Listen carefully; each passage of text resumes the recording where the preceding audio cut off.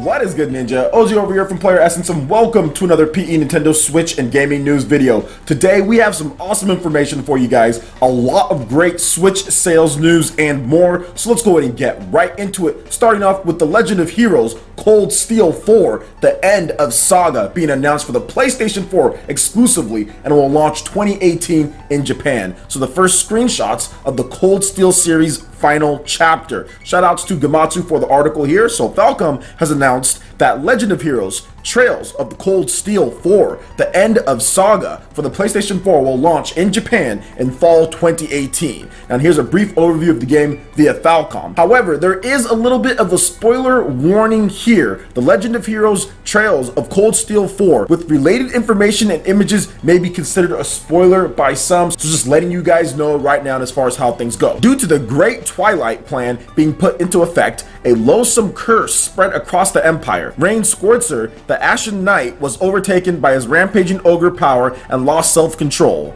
As the world heads for its demise, what actions will the remaining members of both the new and old Class 7 take? Now, according to Falcom, The Legend of Heroes Cold Steel 4, the end of Saga, will be the final chapter of the Legend of Heroes Cold Steel series and depict the conclusion of the Ebronian Empire through overwhelming volume of grand scale that surpasses its predecessor, The Legend of Heroes Cold Steel 3. And like I talked about, you can have the screenshots and some other information as well, link in the description below. And Falcom is releasing this game exclusively in 2018 on the PlayStation 4, and I've talked about this before with Falcom as far as what they're going to do. Now, for the fans of the series, this is obviously awesome news, but it was expected. They've been teasing this for quite some time, and we've also gotten interviews from the Falcom president that's talked about the game, and we knew that it was going to be coming and everything, and that's really cool for those who want to play the game and everything, how it's coming exclusively to the PlayStation 4. Something tells me that there's more going on with this. Maybe they have some type of deal with Sony, or maybe they're just not wanting to worry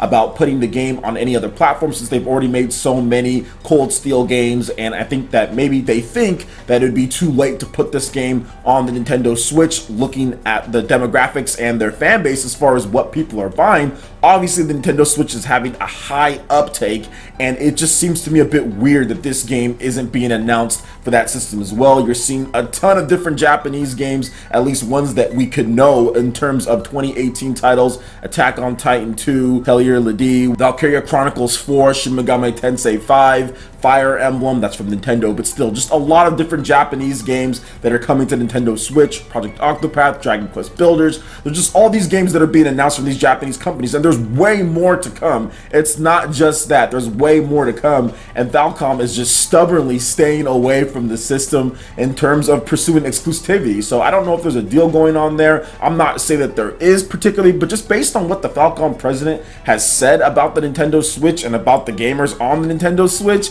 it seems like he's just like, oh, we'll skip those guys, we're not going to deal with them. It seems like he's trying to find any type of way or an excuse to just avoid Nintendo for some reason, even when he has a dedicated portable base that likes the Legend of Heroes series. And obviously with the sales of the last game kind of dipping off because there was no portable entry, I'm not sure where he thinks those fans went. Obviously they're buying something based on the sales numbers which you're going to see here, and they're buying the Nintendo Switch, and I think a lot of them were expecting Falcom just to release a portable version of the game, at least that somehow you can play the game portably. So it's a little bit unfortunate that he doesn't want to come around, but at the same time, it's his business, it's their game. I can understand it from what they want to do there. They want to have exclusivity, maybe they want to work on getting a good relationship with Sony. I'm not really sure what the case is, but either way, this is exciting for fans of the franchise, and I think that really having a game come to an end like this is really unheard of in gaming. You don't see it a lot. You usually see a lot of games just try to drag things out and then they'll just be around forever, or just have no story to where it can end, like Final Fantasy, for example, which is ironic because of the name of the game, but still. So what do you guys think about The Legend of Heroes Cold Steel 4 kind of skipping out on Nintendo Switch exclusively for the PlayStation 4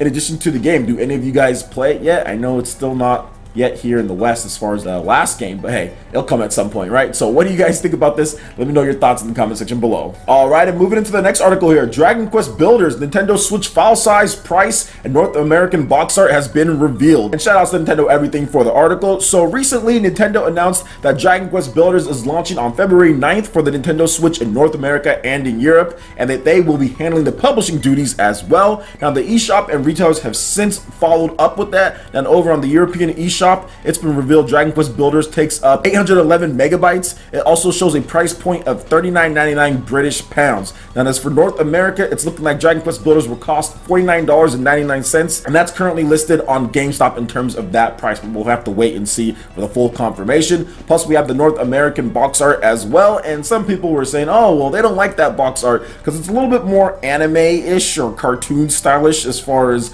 how that goes compared to the PlayStation 4 and the PS Vita box arts that was released. And I have it right here for you guys. You guys are seeing this. This is it right here. And really the aesthetic of this one is more of a realistic art in terms of that goes. This one is a lot more cartoony with the Dragon Quest Builders on the Nintendo Switch, whereas this one right here is a little bit not as much, but generally the same type of box art. Obviously it doesn't have that like bat flying right there in the corner, just a couple different differences. There's the big golem in the back of this one and it's not there, so yeah, there's a couple different differences, but for the most part it's generally the same thing. It's a dude carrying a block. It's the dude running in a weird motion and carrying a block. So that's basically what's going on here, and they have pretty much the same box art. It doesn't matter, but I like the box art for the Nintendo Switch version. I think it looks cool, and once again getting a cartridge, and they were able to optimize the game as well, because on the PlayStation 4 the game is actually 1.1 gigabyte as far as minimum data that you need in terms of the game itself. Yeah, it's 1.1 gigabyte, whereas here it's 811 megabytes. So they actually optimized it and they got it down to a 1 gigabyte card, so that's probably going to save them a little bit of money in terms of production costs on that. So what do you guys think about Dragon Quest Builders in terms of the file size, the price, box art? You guys gonna be picking this one up? I know I am. I cannot wait. I played this one and then I realized, man, like it's probably gonna come to Switch. Or when they announced it for Switch, I was like, man, I bought this one. I spent like $33. It wasn't too bad, and I'm happy to support. But either way, it's cool that it's coming to Nintendo Switch because I feel that it's tailor-made and it's built for the Nintendo Switch because of the type of play that it has. Being able to have that game anywhere is going to be a delight. I cannot wait for that, and I'm going to be playing that game probably for a while. Probably till at least Dragon Quest Builders 2 comes out here in America. So what do you guys think about this? Let me know your thoughts in the comment section below. Alright, and moving into the last article here, we've got some more domination from Nintendo when it comes to Japanese sales. Yo guys, seriously, this is really impressive, and it lines up right about where I said it was going to be a little bit ago when we started getting some analyst articles in terms of from some of the Nintendo sites saying where the Switch was going to sell. I'm like, nah, we're going to be seeing 200,000 plus when it comes to sales in Japan, because Nintendo announced that they're going to have their biggest shipment for December ever in Japan. So I was like, yeah, we're going to see big sales, and yeah, we're definitely seeing those big sales. Super Mario Odyssey has topped 1 million units in Japan alone, and the Switch has topped 2.98 million, so almost 3 million for the Nintendo Switch in Japan alone in 9 to 10 months, which is ridiculous. That is just ridiculous. But anyway, Switch games and hardware continue just to move big numbers. And shout outs to Famitsu for the article. So today's sales of Super Mario Odyssey have topped 1,055,806 units in Japan since its October 27th release, and that is not including digital sales according to the latest Famitsu sales numbers. Now, Nintendo Switch hardware sales have reached 2,988,399 units in Japan since the hardware launched on March 3rd. The system has sold 230,000 units for this last week, which is just an astronomical amount. I don't think we've seen any other system recently sell that amount.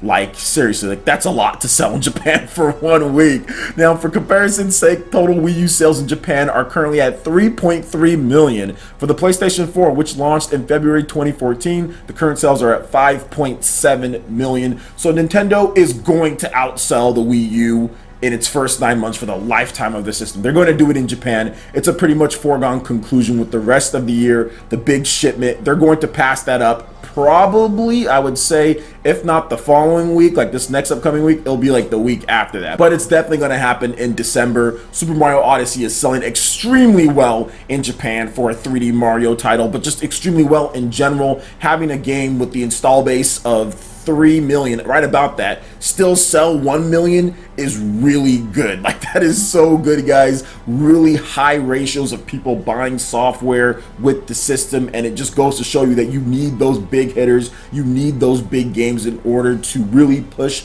the hardware. And that's what Nintendo did, along with the great idea of having it be a hybrid device. It really fits the Japanese gamer more than anything, in terms of going on the go, then also playing at home. But it fits my lifestyle more than I thought it would too, because we really had never had such a high quality machine in terms of the graphics and visuals that it can do anywhere you want. We always had something like the 3DS or the 2DS or like the Game Boy Advance and all that, which, yes, they were great, but they were always scaled back experiences. Whereas with the Nintendo Switch, you literally get that full console experience anywhere that you want, which is incredible. And obviously it was a good idea looking at these sales here, and they're about to probably pass the PlayStation 4 and PS Vita next year at some point. I'd probably say around April or so, depending on stock.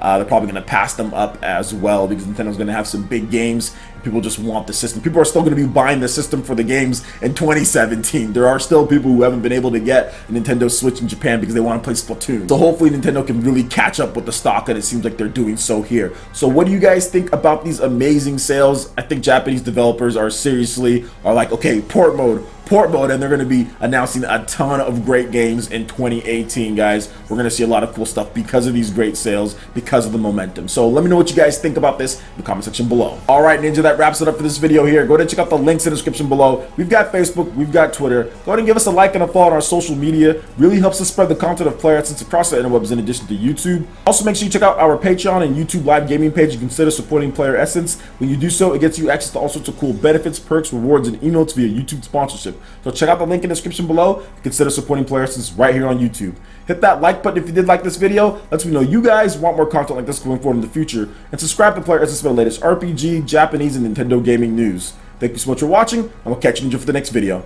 Peace.